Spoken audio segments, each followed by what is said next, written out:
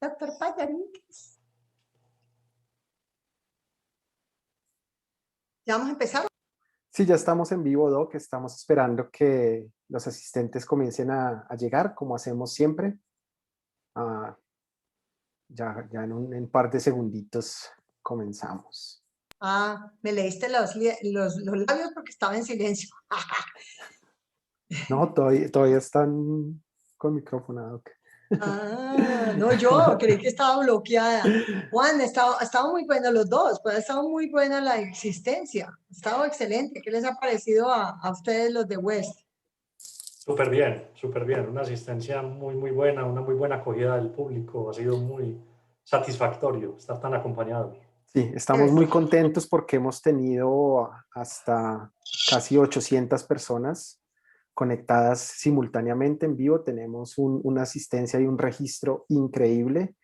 Y la verdad es que los asistentes han sido muy queridos, nos han acompañado, han participado muchísimo, han hecho del simposio, de las discusiones, de las charlas, han hecho un ambiente muy ameno porque la verdad es que la participación, tanto como asistentes como en la sesión de preguntas, en las discusiones, ha sido increíble. Estamos muy agradecidos con todos los asistentes que se hayan tomado el tiempo para asistir a esto, y la verdad es que estamos seguros que se ha enriquecido muchísimo todo porque el nivel de los speakers ha sido fabuloso. Yo he hablado con la doctora Villegas y he dicho esto de manera presencial. No, pero no era plata para pagarlo, o sea, un poquito era muy más difícil. complicado. Sí, era muy difícil. Entonces, si me permiten, claro, voy a saludar a los participantes. Ya hay casi 100 personas. Ya hay casi 100 personas. Como siempre, buenas tardes. Les quiero dar la bienvenida. Les quiero agradecer por estar acá en este segmento. Gracias a nuestros patrocinadores y amigos de West.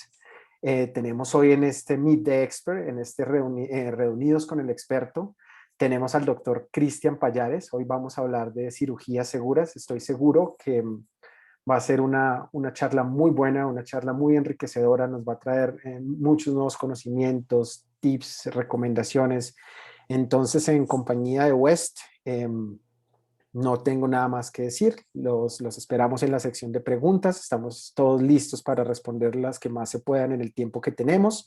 Y no siendo más, quiero dejarlos con Juan Carlos Correa de West. Juan Carlos, muchas gracias por este espacio. Muchas gracias por traer al doctor Payares nuevamente con nosotros. Y te dejo entonces con nuestros queridos asistentes. Una feliz tarde. Muchas gracias, Juan Carlos. Gracias por esta presentación que nos haces. Voy a recordarles un poquito, en pocas palabras, quién es West Química. Pues primero que todo decirles que estamos muy satisfechos por la asistencia al evento, por el acompañamiento que nos hacen. West Química es una compañía que tiene ya 44 años en el mercado colombiano, una presencia nacional importante. También tenemos operación en Perú con West Química del Perú. Tenemos operación en Panamá, República Dominicana y Costa Rica, y tenemos pues en la mira otros sitios fuera de nuestras fronteras para seguirnos expandiendo. Somos una compañía centrada en el cliente y por eso siempre buscamos dar acompañamiento técnico, transferencia de conocimiento de alta calidad, innovación y amplitud de portafolio, no solo en productos, sino también en servicios que nos permiten enfrentar los retos microbiológicos que todas las instituciones de salud enfrentan y que nosotros los acompañamos en ello. Nos gusta evolucionar, nos transformamos y buscamos soluciones que vayan en concordancia con el cuidado del medio ambiente y buscamos proteger el bien más preciado, que es, yo creo, lo que todos hacemos en común, que es proteger la vida. Y buscando proteger la integridad de los pacientes y del personal asistencial, pues la división hospitalaria de OES siempre acompaña a las instituciones en el diseño y en la implementación de protocolos cada vez más eficientes, garantizando la disminución de riesgos microbiológicos. Una vez más agradecemos la asistencia a este evento, invitándolos a que ingresen a nuestra página web creada con el fin de brindarles conocimientos y herramientas a todos ustedes en las tareas de disminuir infecciones asociadas a la atención en salud. Entonces los invito a que ingresen a www.hospitalaria.westquimica.com. Repito, www.hospitalaria.wesquimica.com y descarga nuestra guía práctica de limpieza y desinfección del ambiente hospitalario y nuestras guías de CAS, que es la estrategia que busca estandarizar las mejores prácticas en los procesos de limpieza y desinfección, antisepsia de la piel e higiene de manos. Muchas gracias.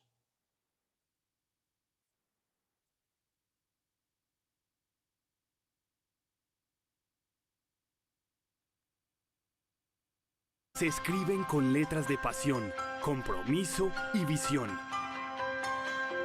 En West Química estamos orgullosos de hacerte parte de un proceso de transformación que sigue su marcha.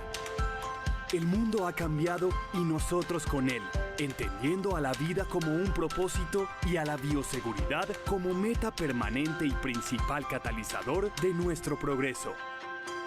El conocimiento, la tecnología y la innovación nos han permitido avanzar en refinados modelos de eficiencia que ponen a nuestro cliente en el centro de nuestras acciones, orientando la estrategia a consolidarnos como expertos aliados en los principales mercados: hospitalario, agrícola, alimentos, pecuario, industrial e institucional. West, hoy, trasciende fronteras. Construimos un grupo sólido de talento y equipos de la más alta calidad y estándares internacionales gracias a una moderna infraestructura de producción y un laboratorio de análisis microbiológico. Buscando las certificaciones y el desempeño necesarios para llevar su operación a un nivel superior. Somos West, expertos que hacen química para que la química suceda. Juntos trabajamos por la vida.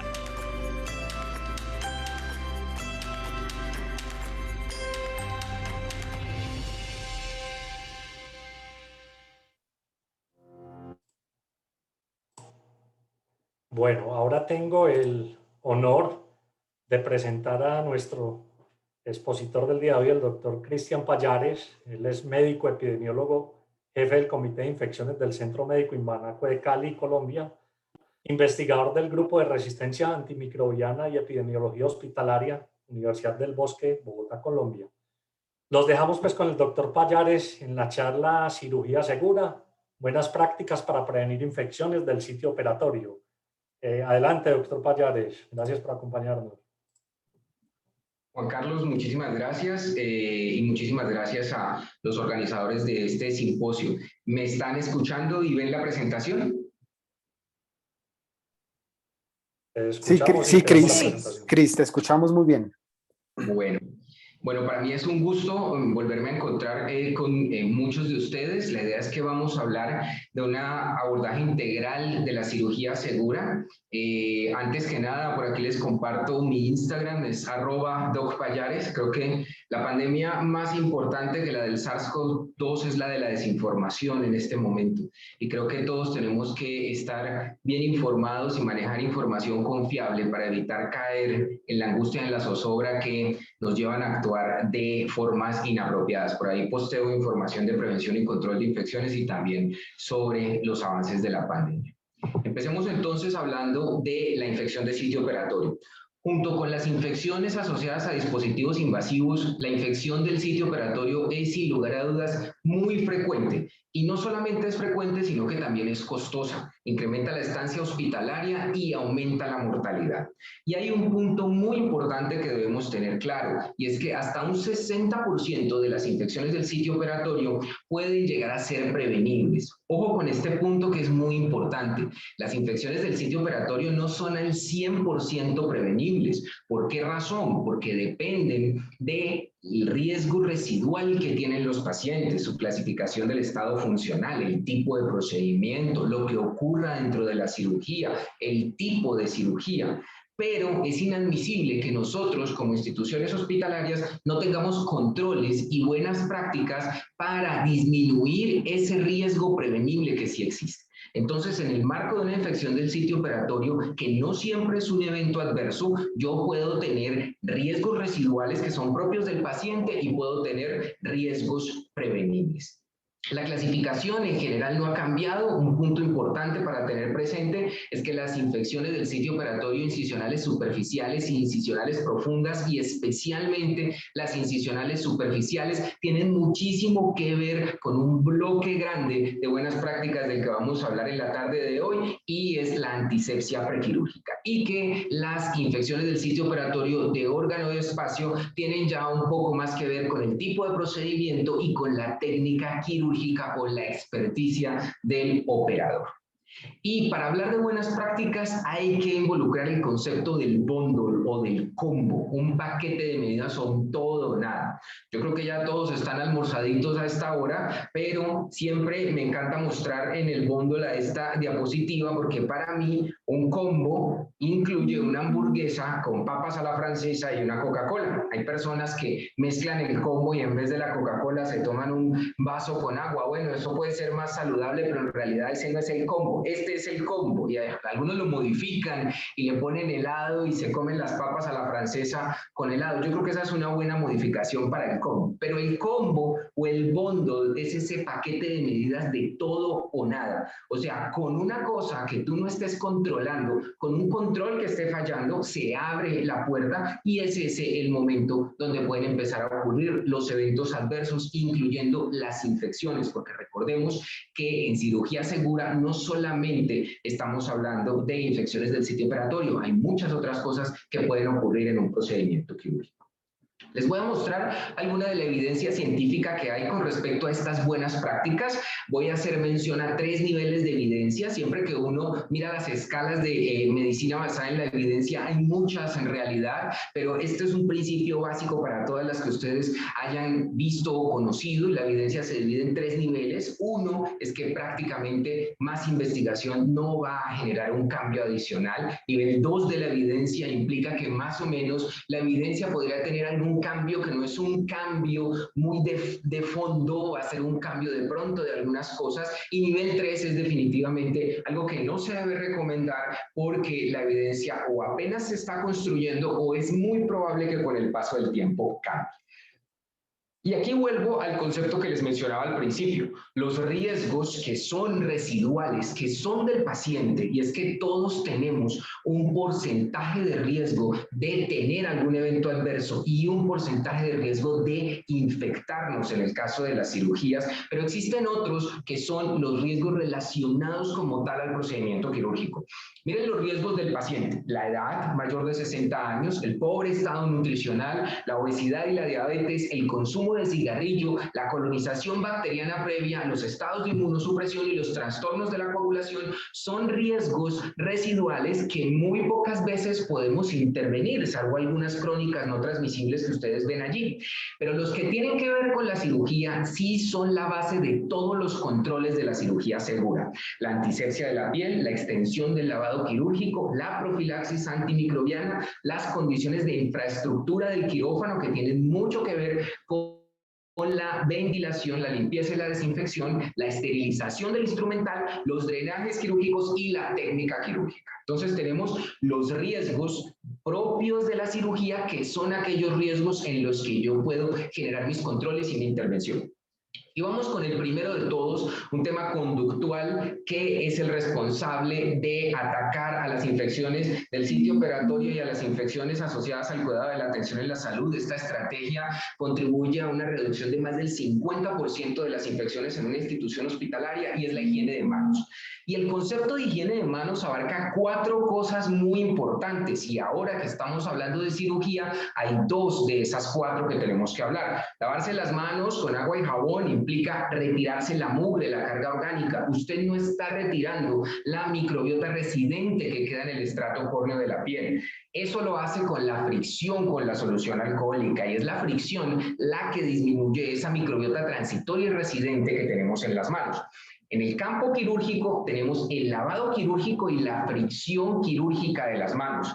son en efecto la misma cosa, pero existen algunas ventajas de la fricción quirúrgica sobre el lavado. En la fricción, que es una mezcla de clorexidina y alcohol, lo que utilizas, no necesitas usar agua, tampoco compresas estériles y el procedimiento dura hasta 3 minutos menos. En el lavado quirúrgico es el convencional, el que todos conocemos, que se hace en un quirófano. Recordemos que los dos son equivalentes si uno prefiere la fricción quirúrgica en servicios de urgencias o para procedimientos invasivos, cuando el tiempo en general es limitado y tú necesitas hacer el procedimiento muchísimo más rápido. Es fundamental, como parte de las buenas prácticas para una estrategia de cirugía segura, que tus operadores y todo el personal de un quirófano sean adherentes a una técnica correcta, tanto del lavado como de la fricción. Y esta técnica no es negociable. No es negociable ¿bajo qué perspectiva? Bajo la perspectiva de que las adherencias bajas a la higiene quirúrgica de las manos en cirugía no son aceptables, deben ser intervenidas inmediatamente porque es un factor de riesgo independiente de cualquier cosa asociada a infecciones del sitio operatorio. La administración de la profilaxis es otro de esos controles que yo debo tener en el marco de cirugía segura. Y de los mejores ensayos clínicos controlados que nosotros hemos conocido en medicamentos, en antibióticos, son precisamente los que evaluaron hace ya mucho tiempo las infecciones del sitio operatorio y el riesgo asociado a estos. Ustedes ven en estas columnas el odds ratio, esa medida de oportunidad que para todos, como están viendo, se comporta como un factor protector, y ven al lado una medida del número necesario a tratar, que es muy frecuente de mostrar cuando uno está viendo ensayos clínicos controlados. ¿Cuántas personas deberías tratar para evitar una sola infección? Se dan cuenta que para algunos son pocos los que yo necesito en realidad tratar para evitar una infección. Eso quiere decir que la medida de asociación es muy fuerte, y para algunos quizá no parezcan mucho, pero estamos hablando de un paciente que se puede morir por un procedimiento de estos quirúrgicos. Les quiero decir que la profilaxis hace mucho tiempo ya no es más evaluada, porque las últimas evaluaciones y todos los ensayos clínicos controlados que se han hecho la han mostrado siempre como un factor protector.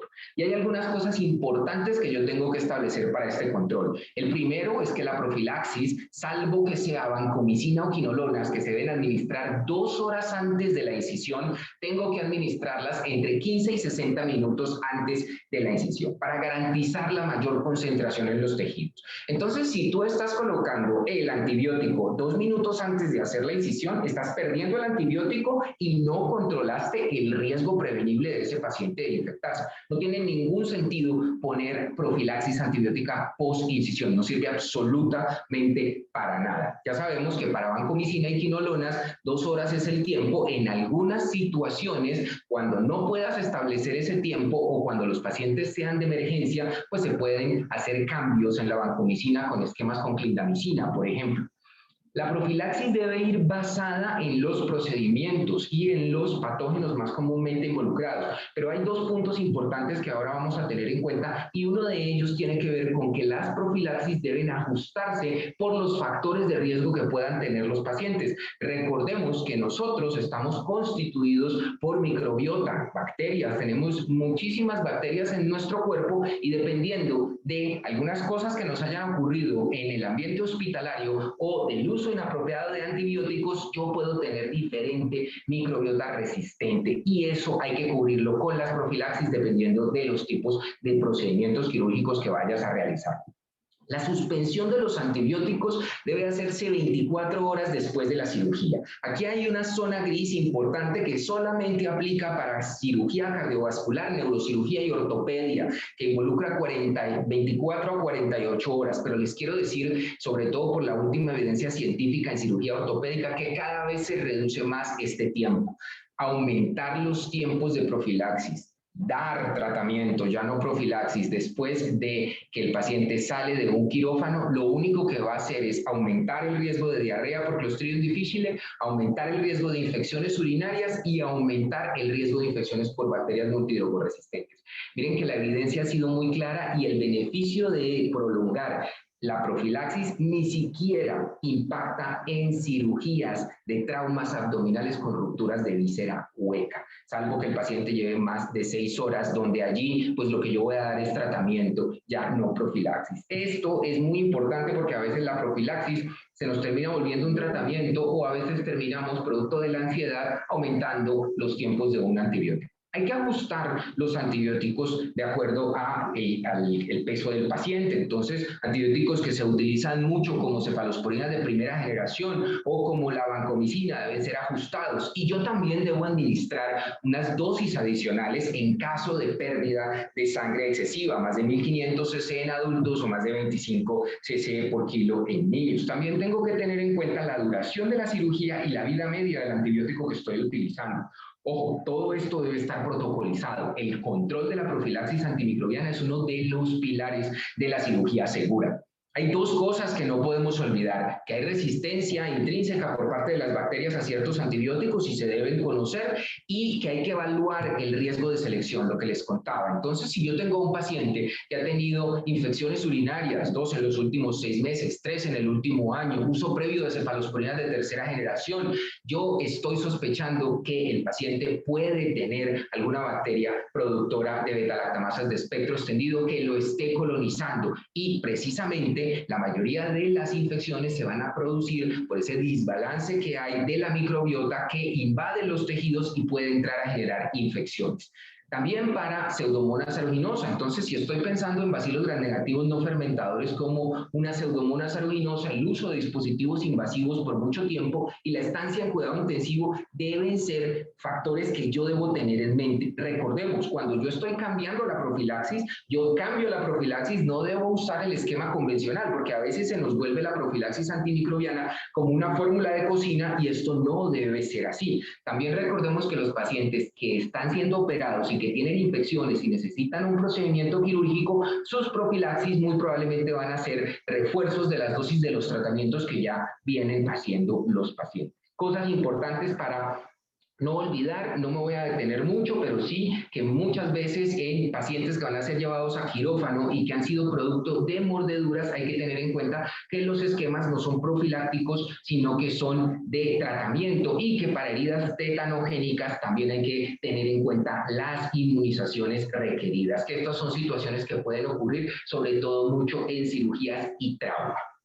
Dentro de las recomendaciones también está como una buena práctica no remover el pelo del sitio operatorio a menos que este interfiera con el procedimiento quirúrgico, y hay un punto importante que ha sido un punto de debate en los últimos 5 años en términos de infección de sitio operatorio, y es el control de la glicemia de los pacientes. Antes, el control de la glicemia de los pacientes era estricto en pacientes diabéticos. Después lo fue en pacientes de cirugía cardíaca, pero esto ha cambiado un poco y actualmente las guías han establecido límites superiores o inferiores, ya no solamente inferiores. Mantener la glicemia entre 110 y 180 miligramos por decilitro es una buena práctica, pero siempre cuando leemos las guías nos preguntamos cómo podría uno implementar esto en un quirófano, y es, creo yo, uno de los puntos más retantes, sobre todo en cirugías complejas, porque uno no le queda claro cómo poder tomar las mediciones para establecer los puntos de corte ni los momentos de acuerdo a los tiempos quirúrgicos. Lo que sí es claro es que los cambios drásticos en la glicemia de los pacientes,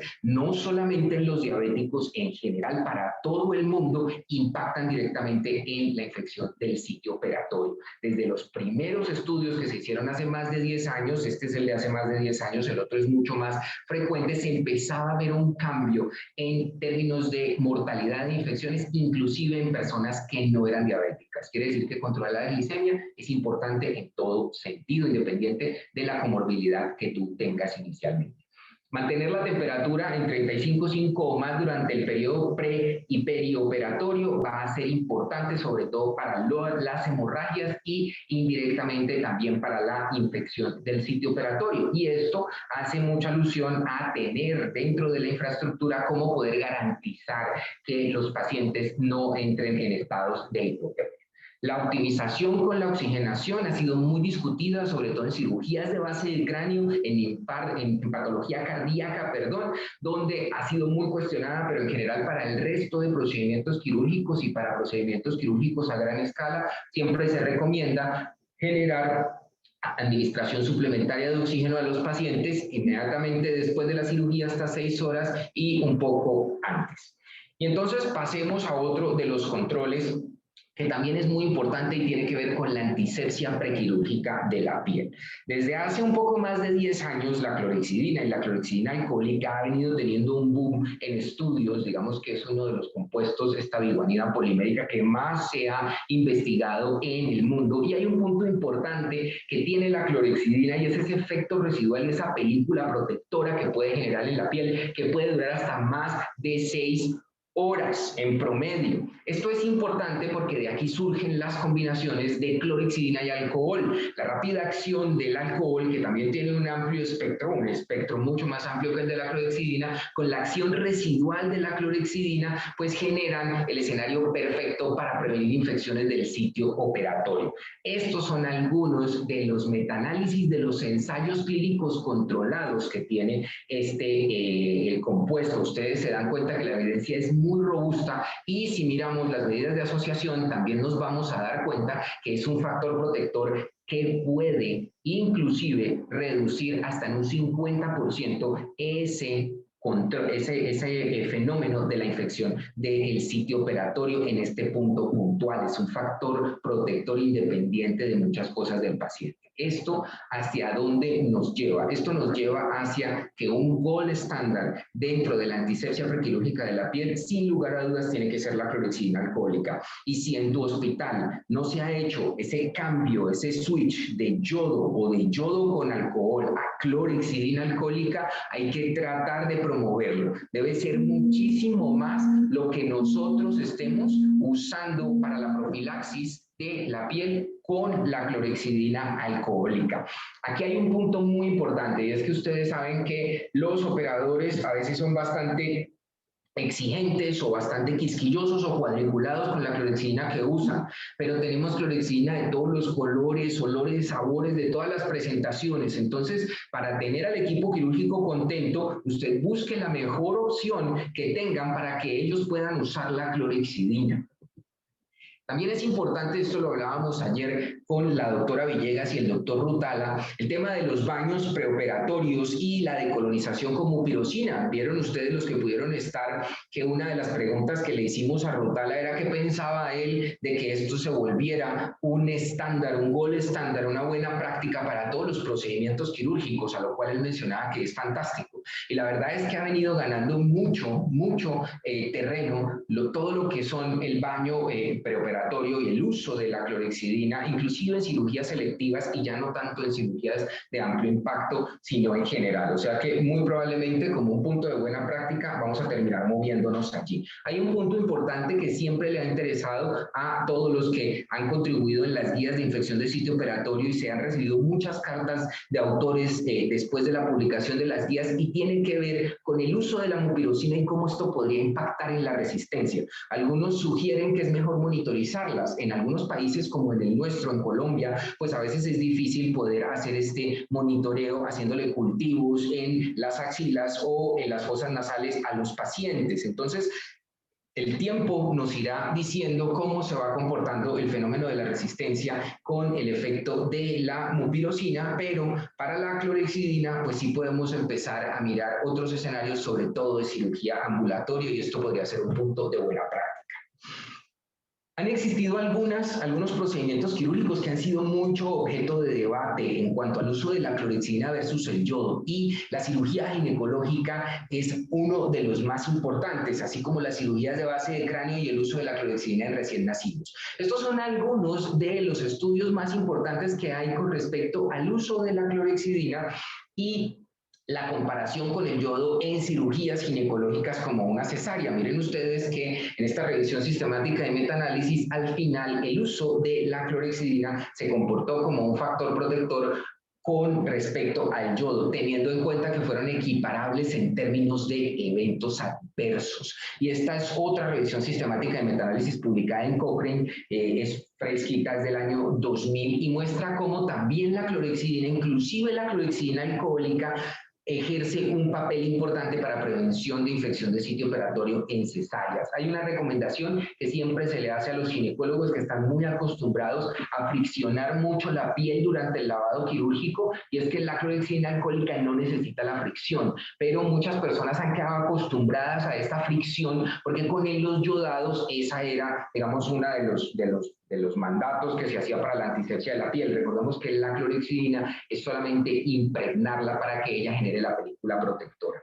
Y con respecto a recién nacidos, donde cada vez se usa mucho más la clorhexidina, pues actualmente digamos que los cuidados más importantes tendrían que ver con aquellos prematuros, aquellos recién nacidos menores de 32 semanas o con bajo peso, con menos de 1.500 gramos, donde todavía se mira un poco con recelo, pero la clorhexidina en unidades de cuidado intensivo neonatal ya también se está utilizando mucho. Son cosas importantes que digamos han venido cambiando un poco con el tiempo. Otra cosa importante que tiene que ver no solamente con infección de sitio operatorio, sino en general con aquellos pacientes que están en unidades de cuidado intensivo y van a ser sometidos a cirugía, son los baños rutinarios de clorhexidina. Estos son algunos de los estudios cuasi experimentales más importantes publicados con respecto al baño y el impacto que han tenido sobre todo en gram positivos, pero también en bacilos gram negativos no fermentadores y en algunas enterobacteriáceas. Esto no solamente se ha demostrado para infección de sitio operatorio, para infecciones del torrente sanguíneo, la disminución puede ser de hasta un 28%. O sea que, miren que a pesar de que yo te estoy hablando de cirugía segura, si yo tengo pacientes en la UCI que van a ser sometidos a procedimientos quirúrgicos, yo también tengo que pensar en esos baños rutinarios de clorhexidina. Y ahí es importante tener en cuenta el listado de cómo se debe hacer un baño. Cuando uno empieza a mirar cómo bañan a los pacientes, se da cuenta que dependiendo de la escuela donde haya aprendido la gente, hay 10.000 maneras de hacerlo. Esto debe estar estandarizado y también hay que tener en cuenta, cómo se va a hacer la estrategia. Algunos lo hacen todos los días, otros lo hacen cada 3 días, otros lo hacen cada 2 días, dependiendo de los eventos adversos que puedas tener o las reacciones alérgicas que puedas tener en la población que tú estás atendiendo. Aquí no me voy a detener mucho, simplemente para mencionarles que el tema de las suturas con antisépticos y de las suturas con antibióticos está en una caja gris de la evidencia. La evidencia ha sido siempre muy contradictoria. Lo del triclosan ya con 2 warnings de la FDA y un warning del INVIMA pues queda fuera de cualquier tipo de opción, y una de las recomendaciones que siempre se han mantenido en los últimos 5 años es que no se recomienda usar doble guantes ni usar cambios de guantes en cirugías específicas, salvo que exista alguna situación muy particular o que se vayan a cambiar de áreas anatómicas, cosa que igual no se recomienda en los procedimientos quirúrgicos, y adicionalmente que tampoco se recomienda el cambio del instrumental en el marco de una cirugía. Y aquí les voy a colocar un videito de 3 minutos 50 que enmarca una estrategia fundamental que hace parte del bloque y es la columna vertebral de la cirugía segura. Permítame un segundo, lo activo para que... Somebody order a kippy? Hey, we just about given up on you. Get lost? Stopped. Got my nails done in Boise. Figured it was a hurry. Flight was good? You like reggae? What? Take care, huh?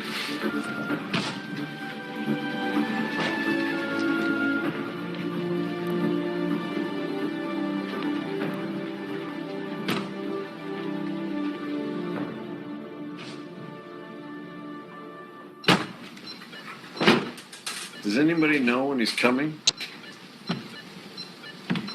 How about a rough estimate? More than a minute, less than a hockey season. More than an hour, less than the lifespan of a giant redwood tree. Carter. So hungry, thirsty, and tired. I'm cold. My arm just fell asleep. Stop being a baby. Plus, I feel like I'm hanging out of this thing. Can someone cover up my crotch, please? He's here. We have a visitor. I don't remember being asked if Dr. Benton could scrub in for this. I'm a friend of the patient. He asked if I would observe. Uh-huh. Put him under. Let's do this. Whoa. What about the checklist? Excuse me? Safe surgery checklist? I've had 10 cases a day, Doctor. All the more reason to take the necessary precautions. It'll only take a minute. 1 minute. John Carter here for a right cadaveric renal allograft. Correct. Does the patient have a known allergy? Does anesthesia anticipate a difficult airway? No. Is the risk of bleeding greater than 500 cc's? I sure as hell hope not. Let's go put him under. Whoa, whoa, whoa, whoa. Everybody slow down. Now let's just take our time and introduce the room. What's next? We all hold hands and sing Kumbaya? Sheila Lane, scrub nurse. Paula Cheney, circulating nurse. Kay Schumacher, anesthesiologist. Randall Okerman, chief surgical resident. Ethan Dean, surgical intern. Peter Benton, observing general surgeon. Any concerns from the surgical team? Only that you're wasting my time. Any nursing concerns? We don't have any reperfusion solution. We won't be needing it. I'll have some sent up. Were any antibiotics given in the last 60 minutes? Just starting them now. 10 blade. Okay, hold on. If you run the antibiotics prior to incision, you cut the risk of infection by half. Dr. Benton, you're a guest here, and I don't like guests. As a friend of the patient, you're welcome to sit, observe, and shut up. 10 blade. That sucks. What? The venous anastomoses are complete. Releasing the clamps. Suture lines look good, no leaks. Other PDS for the ureter. Shouldn't it be picking up by now? What happened to sitting quietly in the corner, Dr. Benton? No, seriously, shouldn't it be? Sometimes it takes a minute. I don't have parenchymal pulse. We've got an arterial thrombosis. Reclamp and take down the sutures. Satinsky, please. Where's the clot? Renal artery is obstructing the blood flow. Gonna have to take it out and start all over again.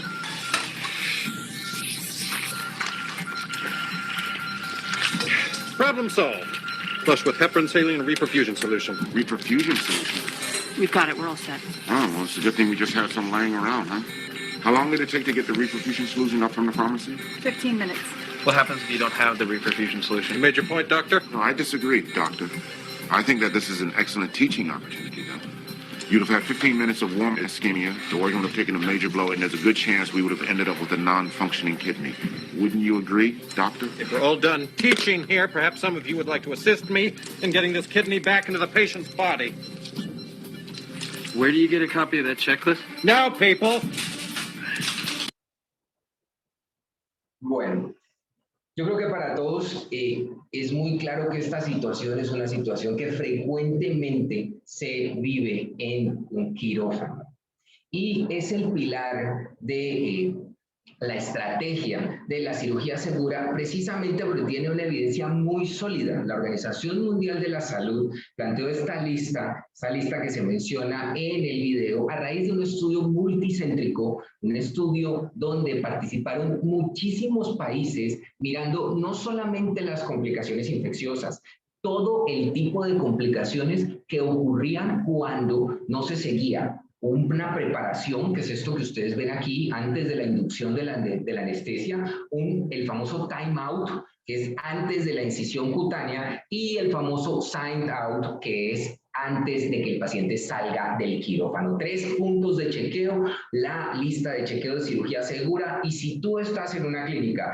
que no tiene implementado un control con una lista de chequeo de cirugía segura, no estás haciendo cirugía segura, porque tiene evidencia científica muy, muy sólida. La evidencia empezó a construirse desde hace un poco más de los 10 años con este tipo de estrategias. Todos sabemos que ocurren muchísimas situaciones que tienen que ver con que preparan primero al paciente, anestesian primero al paciente, se opera al lado que no es, se le dejan compresas al interior de la cavidad abdominal a un paciente. Pues este tipo de controles son los controles que minimizan esos riesgos prevenibles que yo pueda tener.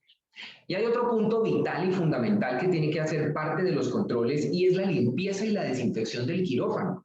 Y esto es vital precisamente ¿por qué? Porque el quirófano es considerado un área crítica. Ustedes están viendo acá que dentro de las áreas críticas, tanto las unidades de cuidado intensivo, aquellas evidentemente que sean unidades de cuidado intensivo polivalentes donde se manejen pacientes remitidos o que sean de hospitales de áreas geográficas donde los hospitales son los referentes, van a ser unidades de cuidado intensivo que deben ser priorizadas como áreas críticas, pero los quirófanos siempre van a ser áreas críticas. Y para un área crítica yo necesito escoger un desinfectante de amplio espectro, un desinfectante que efectivamente pueda cubrir con todo el riesgo potencial que puede existir de infección de sitio operatorio asociada al ambiente.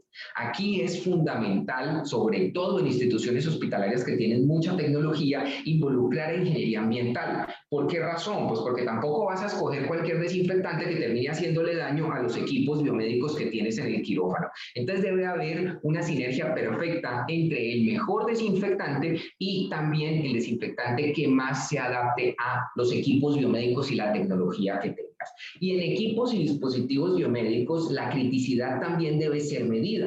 Y entonces aquí es ingeniería biomédica, no solamente ingeniería ambiental, quien se encarga de dar la parada y dictaminar cuáles van a ser los equipos que deberían limpiarse y desinfectarse. Todos conocemos la dinámica de la contaminación en el ambiente y el impacto que tiene la contaminación en el ambiente directamente sobre las infecciones, incluyendo las infecciones en un quirófano. Ayer creo que se mostró también muchísima evidencia que soporta este comentario, y es tan importante tener un buen desinfectante como utilizar insumos necesarios para hacer una limpieza y desinfección óptima. Y este es un llamado de atención para, sobre todo, nosotros los latinoamericanos, pero es un problema en general en muchos hospitales en el mundo, y es que este tema está contemplado a la baja, a la reducción de costos, a limpiar con trapos, con lo que sobre de las sábanas del quirófano, con los traperos que no son de microfibra, con traperos y mopas de celulosa. ¿Qué insumos se están utilizando? Es tan importante como qué desinfectantes están usando. Miren las comparaciones que hay con el algodón, la celulosa y la microfibra. La microfibra es el gold estándar porque la microfibra no absorbe tanto el desinfectante. Quienes han limpiado con microfibra saben que la microfibra deja algo como medio húmedo, no seca todo como un dulce abrigo. Y es precisamente porque la microfibra entrega muchísimo más desinfectante a las superficies. Y eso es precisamente lo que uno busca hacer. Esto está mandado a recoger. Entonces, esto es una práctica que se ve muchísimo en instituciones hospitalarias, eso de tener un solo trapito y limpiar 10 quirófanos con el mismo set. No, todos los sitios que sean de pacientes distintos y todos los pacientes son distintos deben tener sets distintos.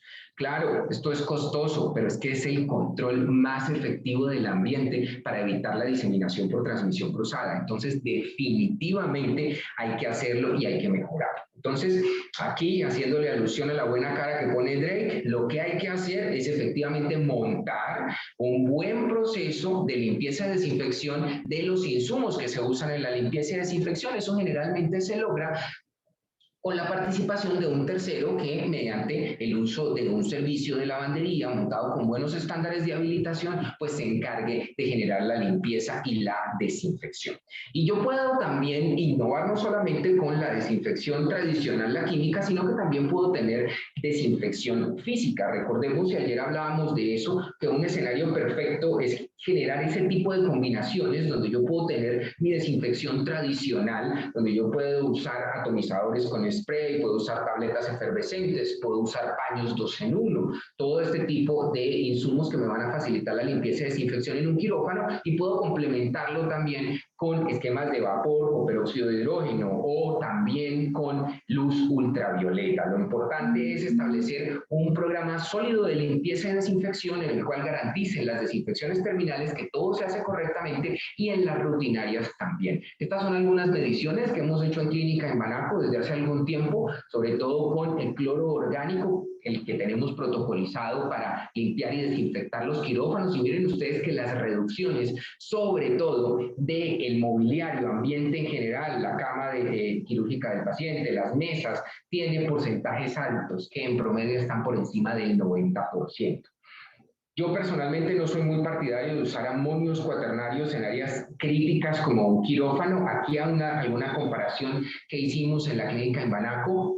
Esto esto lo publicamos, donde miren la disminución de el antes y el después con los compuestos clorados versus los amonios cuaternarios, donde en algunos casos inclusive nos ocurría el efecto contrario, o sea, la mugre no se iba, sino que se acumulaba. Entonces es importante tenerlo presente. Algunas instituciones usan amonios cuaternarios en áreas críticas. Mi consejo es, si está bien monitorizado el tema, pues evalúe que también le ha ido con uno o con el otro, pero en principio uno prefiere definitivamente desinfectantes de alto nivel para áreas críticas. También los insumos, miren trapear con mopa versus trapear con un trapero convencional, y miren en unidades relativas de luz cómo cae de una manera muy significativa la trapeada con la mopa versus la trapeada con un trapero convencional. Entonces sí es importante también tener los insumos, porque la mugre se queda allí y eso va a generar mucha transmisión cruzada.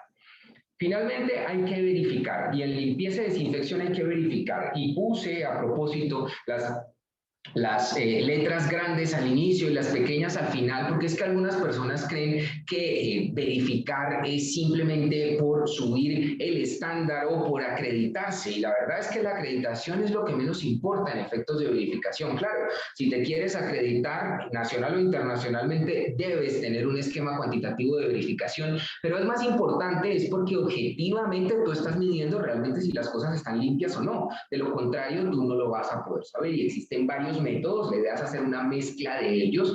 Por ejemplo, es con la luz ultravioleta, donde uno puede marcar diferentes áreas del quirófano y después de que se haga la limpieza, desinfección, revisar si efectivamente se logró hacer, o que es un método cuantitativo con la bioluminiscencia a través de la reacción entre la luciferasa y los restos de ATP que puedan quedar en el ambiente. Eso traducido a unidades relativas de luz te permite poder establecer esquemas para poder establecer metas en los servicios. Aquí les comparto las metas de los servicios de la clínica en Banaco durante el 2020 y el servicio de cirugía, que todos los meses cumplió con la meta de la luminometría y tiene los promedios de luminometrías más bajos. Si uno realmente quiere hablar en un área quirúrgica de que está limpia o no, tiene que hacer luminometría, porque es la única manera de mirar cuantitativamente si efectivamente están funcionando o no están funcionando. Bueno, yo cierro con la parte de verificación, no sin antes recordarles que las buenas prácticas para tener un programa sólido de cirugía segura van más allá de la infección del sitio operatorio y de la antisepsia prequirúrgica de la piel. Involucran acciones que tienen que ver con la infraestructura, con la limpieza y desinfección y con otros controles que tienen que ver con la fisiología de la cirugía, para poder evitar que esos riesgos prevenibles, que son sobre los que podemos nosotros meter la mano, se terminen de materializar en un paciente. Muchísimas gracias por la atención y quedamos entonces abiertos a preguntas, comentarios o dudas. Muchas gracias.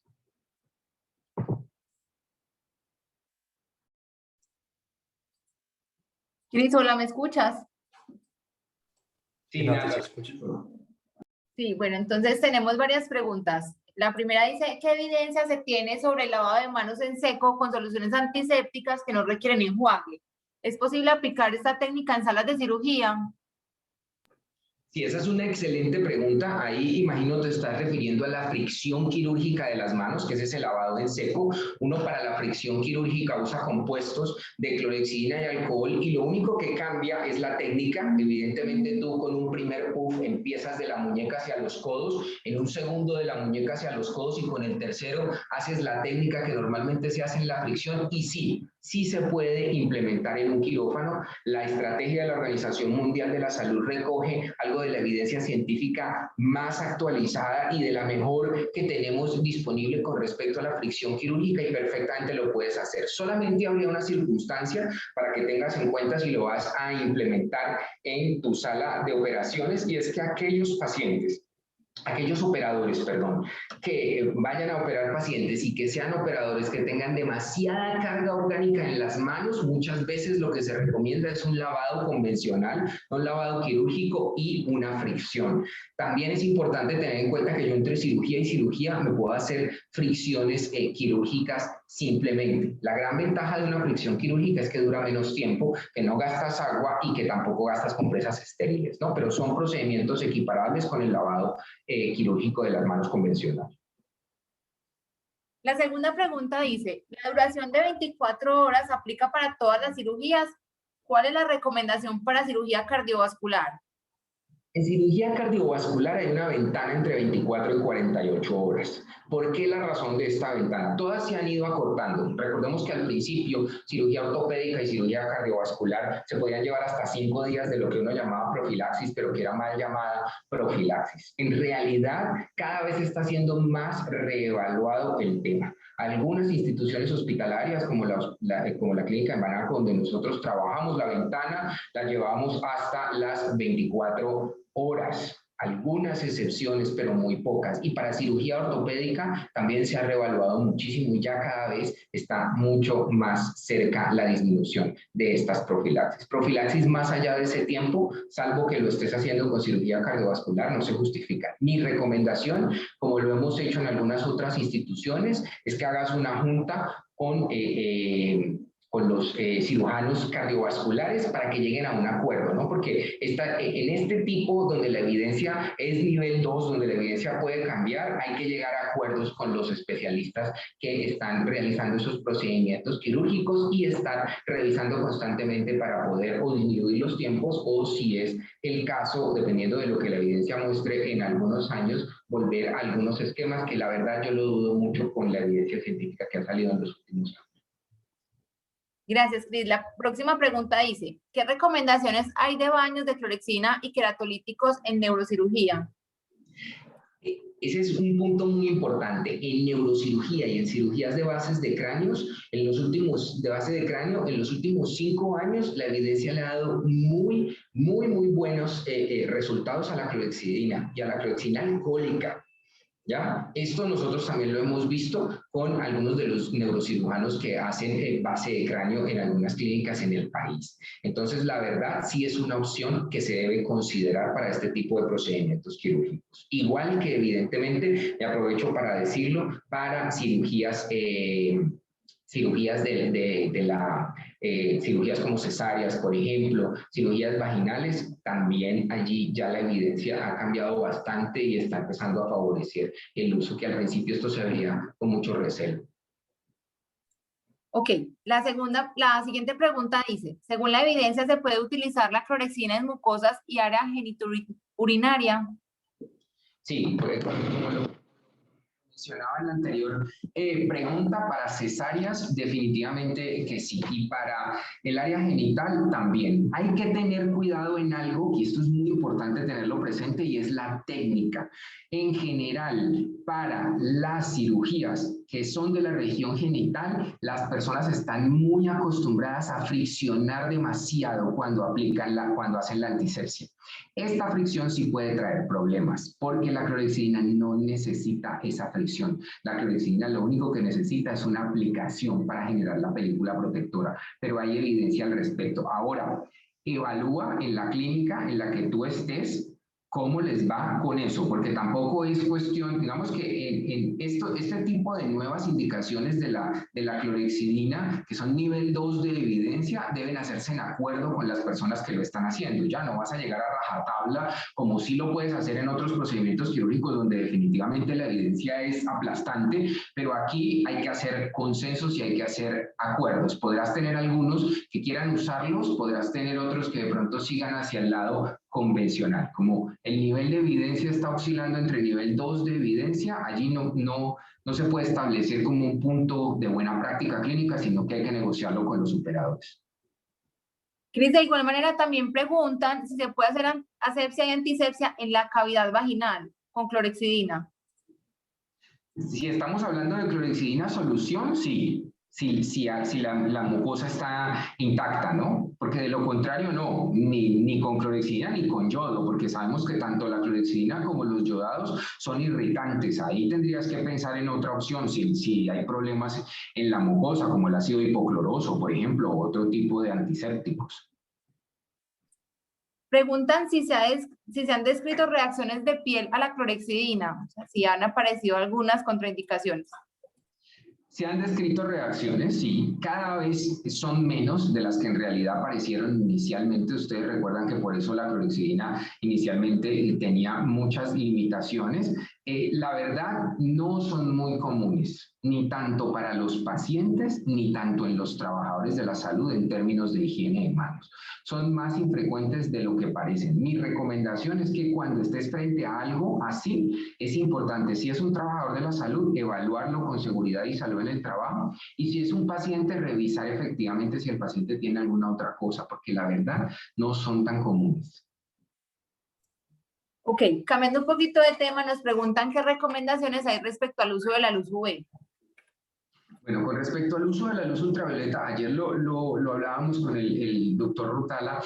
Para nosotros la luz ultravioleta tiende a ser una medida que puede ser una medida muy útil para limpieza y desinfección de sitios complicados en términos de limpieza y desinfección. Un área de ayudas diagnósticas, por ejemplo, que no tenga ventanas, áreas donde hay poca circulación del aire, porque ustedes conocen que la luz ultravioleta también tiene un efecto desinfectante sobre el aire, que es un efecto real, ¿no? No como la gente que hace aspersión de desinfectantes en el aire así a la maldita sea, eso no tiene ningún efecto, pero la luz ultravioleta sí lo tiene sobre el aire. Entonces, esos pueden ser sitios adecuados donde uno lo puede hacer. El otro tema es hacerlo de una forma complementaria. No vas a volcar todo tu proceso de limpieza y desinfección a estandarizarlo hacia luz ultravioleta, porque la desinfección química, ven ustedes que sigue siendo muy fuerte, y también por la curva de aprendizaje que tienen los operarios y las operarias de limpieza y desinfección, que no pueden ni cambiar de esquema de un momento a otro.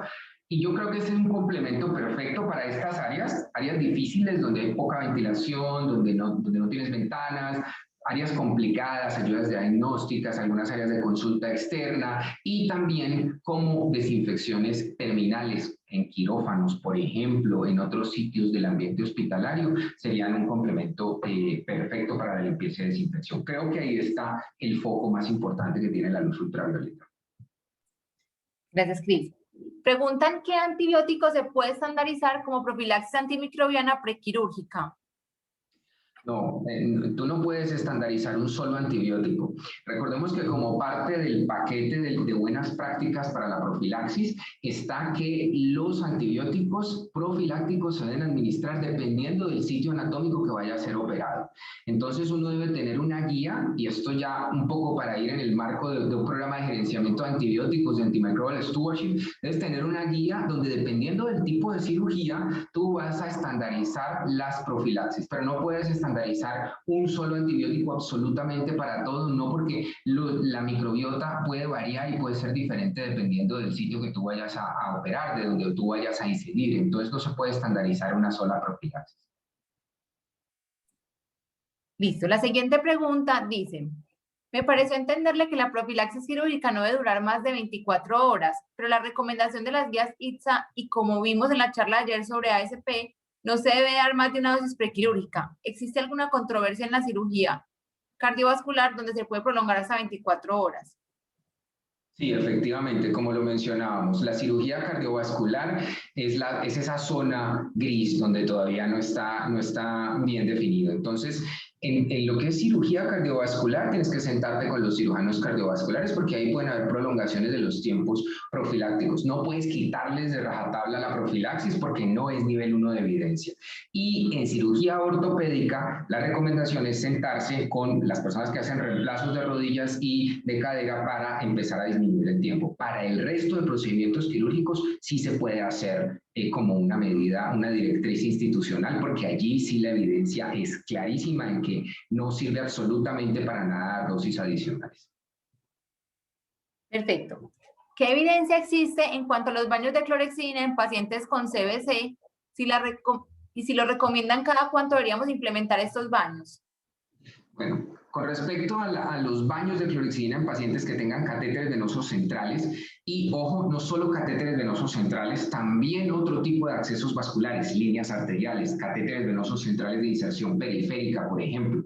La evidencia, ha mostrado que los baños con clorexidina pueden disminuir hasta un 28% esas infecciones del torrente sanguíneo. Es una cifra bastante impactante, sobre todo porque en muchos países del mundo, dentro de las infecciones asociadas a dispositivos invasivos, las ITS asociadas a catéteres son las más frecuentes. Con respecto a la periodicidad, ahí hay muchas contradicciones. Algunos esquemas que plantea la evidencia son de todos los días. Otros son de 3 veces a la semana, de 4 veces a la semana. Lo que yo podría recomendarte, teniendo en cuenta lo que dice la evidencia y también la experiencia que hemos tenido, es que empieces a implementar los baños y revises cómo te va con la piel de tus pacientes. ¿Por qué razón? Porque también hay diferentes grupos poblacionales. Entonces, si tú estás hablándome de una unidad de cuidado intensivo cardiovascular, que tienes pacientes adultos mayores o que tienes oncología, pacientes con cáncer, donde allí podrías tener algunos problemas de la piel si usas constantemente la clorhexidina. Cosas que sí no son negociables es que es baño en seco de clorhexidina. Tenemos que salir de los esquemas de bañar a los pacientes con agua en las clínicas. Esto tiene no solamente implicaciones en infecciones, también en otro tipo de eventos adversos, incluyendo broncoaspiraciones en los pacientes, y que la protocolización va a depender entonces de cómo te vaya, y de acuerdo a eso tú puedes hacer esquemas 3 veces por semana, 4 veces por semana, todos los días, dependiendo de cómo te vaya, pero el consejo es revisa cómo te va en cada una, porque la evidencia ha mostrado que la disminución es importante, pero han usado diferentes esquemas. Entonces no sabemos cuál esquema podría adaptarse mejor a tu clínica. Perfecto. La pregunta siguiente dice, ¿las clorexinas con alcohol al contacto con la placa de electrobisturí pueden producir quemaduras en la piel del paciente? Sí, si no dejas secar el antiséptico, definitivamente. El riesgo de quemaduras está porque no se deja secar el antiséptico. Hay una cosa importante que hay que tener en cuenta con la clorhexidina, y es que hay que respetar los tiempos. Esto aplica no solamente para la antisepsia prequirúrgica de la piel, sino para el mantenimiento en catéteres venosos centrales. Si tú no respetas los tiempos o aplicas más de lo que deberías aplicar, esa humedad va a ser un factor de riesgo para quemaduras, y eso es lo que ha ocurrido recuerdan ustedes que hubo un momento donde la clorhexidina se puso en una alerta por el tema de las quemaduras, y el tema de las quemaduras tiene que ver con eso. Ya una vez que la clorhexidina haya secado, la película protectora no reacciona con el electrocauterio, o sea, ahí no vas a tener ese problema. Adicional, también nos pregunta que con cuánto tiempo de anterioridad se debe rasurar el área operatoria. Bueno, lo que pasa es que lo ideal es no rasurar el área operatoria. Si tú definitivamente necesitas rasurarla, lo primero es que debe ser con clipper, y lo segundo es que debe ser lo más cercano al procedimiento. O sea, no un día antes. O sea, debe ser antes de meter al paciente al quirófano. Eso es lo ideal hacerlo, porque los microtraumas que se generan son los que pueden hacer que esa microbiota que está en la piel pueda llegar a entrar, y ahí es donde se va a generar la infección. Entonces sería clipper y lo más cercano al procedimiento quirúrgico. Cambiando un poco de tema, preguntan cómo se calcula la muestra para seguimiento de limpieza y desinfección con luminometría. Esa es una excelente pregunta. Depende de la plata que tengas. Uno sería genial pudiendo hacer cálculos de tamaños muestrales de un 20-30% de la muestra, incluyendo superficies de alto y bajo toque. Algo que el doctor Rutala mencionaba en el día de ayer era que no solamente el alto toque era importante, que uno tiende a priorizar el alto toque, que todo era importante. Entonces yo ahí te diría cuánta plata tienes. Dependiendo de la plata que tengas, tú podrías hacer. Si tienes mucha plata, vas a poder tener mayor tamaño de muestra. ¿Qué es lo ideal? Lo ideal es poder monitorizar todas las áreas y poder monitorizar cosas representativas de las áreas. Entonces, yo sé que Rutala menciona que alto toque y bajo toque son igual de importantes, pero quizás si quieres priorizar, podrías meter un poquito de bajo toque, pero mucho más de alto toque. Lo otro importante es que tú puedes hacer mixes. Entonces, tú puedes revisar con luminometría algunas áreas, pero también puedes usar luz ultravioleta. La luz ultravioleta es supremamente económica, y lo que tú tienes que hacer es con las marcaciones, después de la primera verificación, revisar nuevamente si la marcación se acaba o no se acaba. Entonces puedes hacer un mix.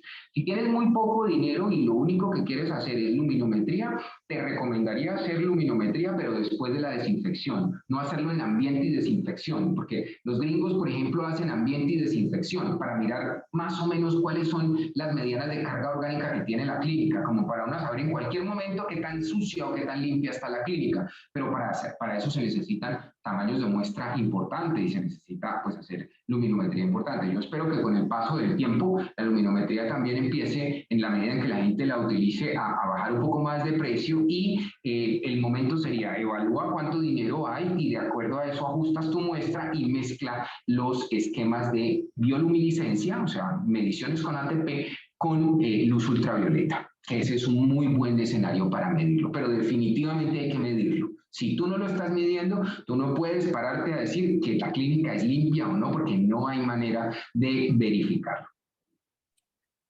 Cris, y con esta pregunta terminamos, aunque tenemos más acá en el chat, pero entonces puedes responder si podemos usar clorexidina al 2% para cirugía en cara.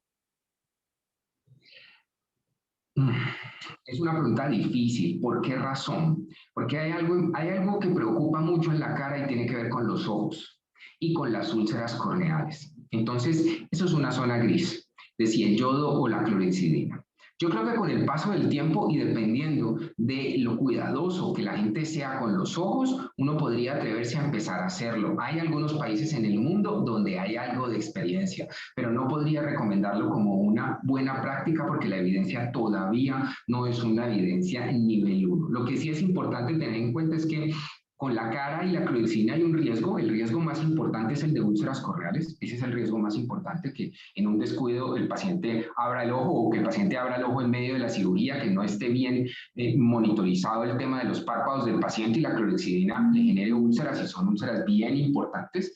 Y también que la clorexidina se vaya por los oídos, o sea, es por el efecto de la proximidad a las mucosas y lo que pueda ocurrir allí, y es por esa razón que quizá no lo podamos usar como un gol estándar. Entonces yo te diría que no lo puedes usar como un gol estándar y que va a depender mucho de la técnica con la que se haga la antisepsia de una parte del cuerpo tan complicada como es la cara. Perfecto, entonces con estas preguntas terminamos, aunque quedan varias ahí en el chat. Bueno, no, pues muchísimas gracias a ustedes por la atención y entonces nos vemos en otra oportunidad. Un abrazo muy grande, chao. Muchas gracias a todos, gracias doctor Pallares.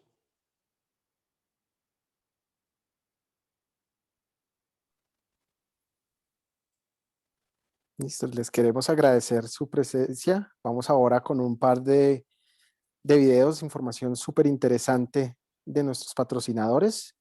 Y después de esto, pues unos anuncios y unos comentarios finales. Así que por favor no se desconecten.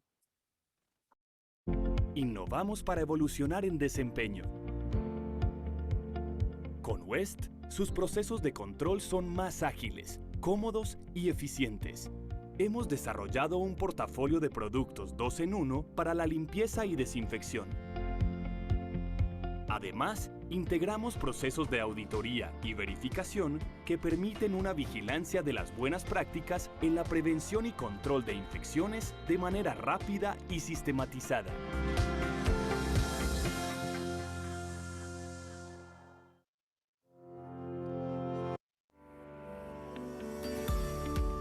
Innovamos para brindar superficies más seguras. Con West, usted logra procesos de avanzada en desinfección mediante la emisión de luz ultravioleta de alta intensidad, eliminando un amplio espectro de microorganismos en tiempo récord y llegando a lugares de difícil acceso para su desinfección total.